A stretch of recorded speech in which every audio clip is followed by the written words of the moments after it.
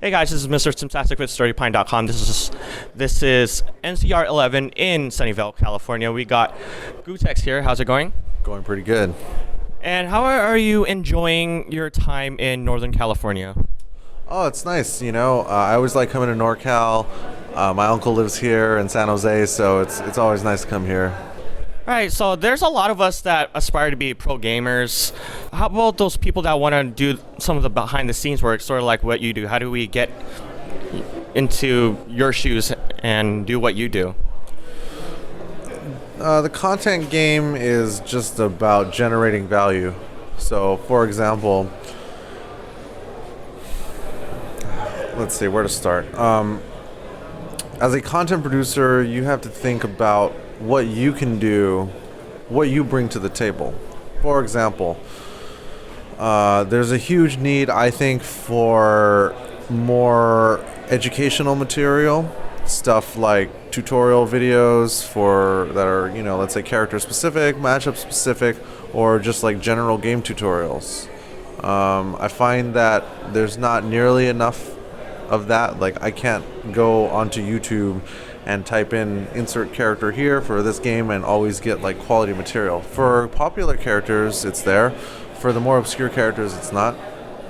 There's also a serious lack of, let's say, commentary analysis in the same way that, let's say, the dudes in StarCraft do it, where they'll play back replays and then analyze. They'll do commentary to analyze what's going on.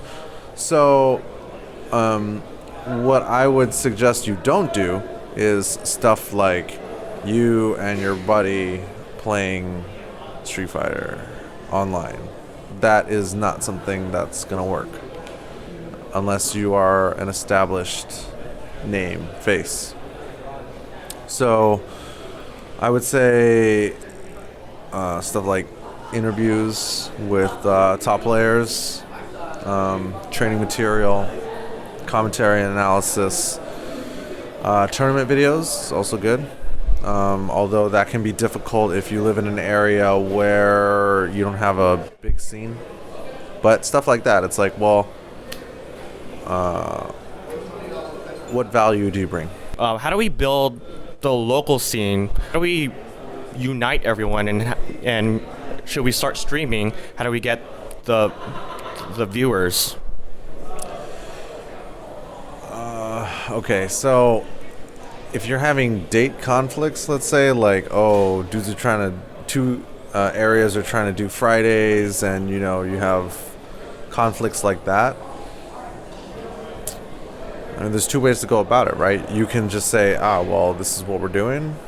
You guys can take it or leave it.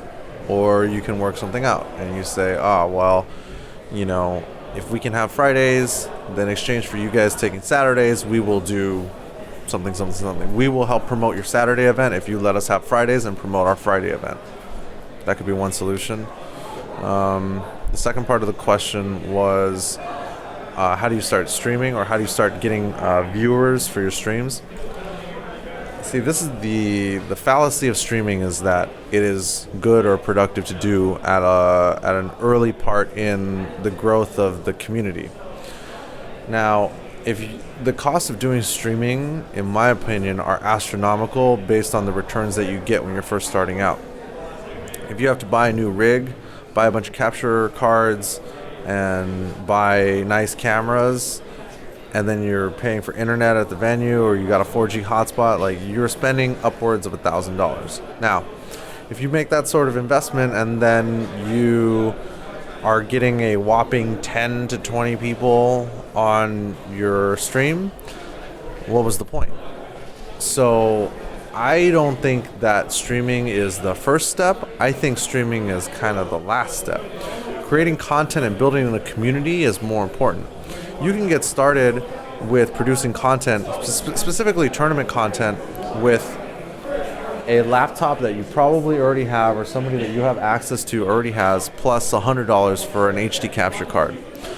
None of this shit has to be live, I don't think, because, like, what's the point if you don't have anybody watch? So why not build the audience through YouTube? Because your work on YouTube lasts a lot longer than your work on Twitch, in my opinion, because not that the archives don't live forever on Twitch, it's that nobody goes to Twitch for archives. There's way more people that search YouTube for specific characters or players. So even if you don't have a player that's like, let's say, a Justin Wong or a Chris G, if that player is playing a specific team or character, that can come up in the search results, and that can get you traffic. It's really more about creating content and then using that content as customer acquisition for driving traffic to your events or your streams. But it's more important to like get people's email addresses, get people to follow your Twitter account or Facebook account. Those things are more important than, let's do a stream and then have like 10 people watch, because it sucks. It's a shitty feeling. And we all know that the arcade scene is dying. How do we get, big, like, I wouldn't say like big venues like this, but, semi-big venues to actually host tournaments? Let's say, for example, you wanted to do an event in a restaurant or a bar. Now, some people want to go to a restaurant or a bar and they say, hey, we want to do an event here. As soon as you say that, the venue says, cool, well, this is our price for renting out this spot, $500, $1,000, $2,000, whatever. Well, if you get that response, that means that you went about it wrong, because you are not trying to rent the space. You are trying to bring in, let's say, 2 to 5 dozen people that were coming to their venue to buy drinks or buy food. If you go about it that way, it's a value proposition for them. Then it's just a question of, well, how many people are you really going to bring, and how much sales is that going to bring on, let's say, an off night that they weren't going to have anything going on anyways. For example, Sunday night, Monday, Tuesday, Wednesday, all should be relatively easy nights to do at most restaurants or bars.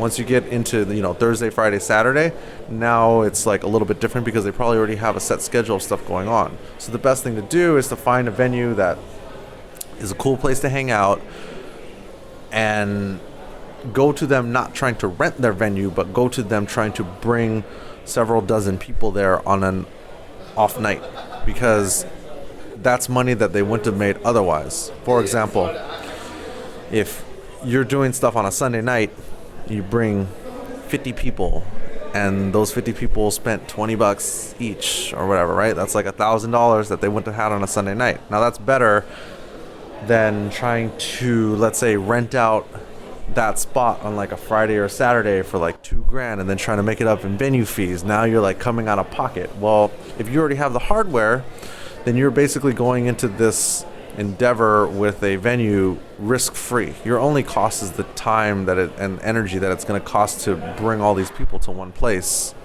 rather than, hey, here's like whatever, X number of dollars, let's do this event here. Last question.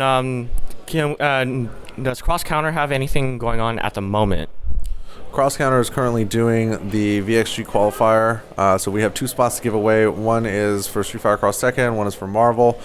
We're doing an 8-man bracket that's basically held over a period of several weeks, a couple months actually, and the winners get trips to VXG.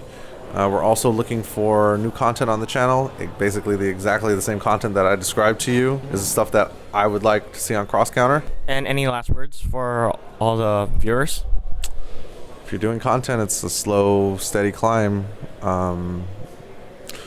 I find that if you're investing a lot at the beginning in terms of time and money, and your numbers are low, you're going to get discouraged very easily. If you're doing stuff that's quick and easy to execute, you don't really care if only a few people see it, because you didn't put that much into it. As you are consistent over time, you can build it up.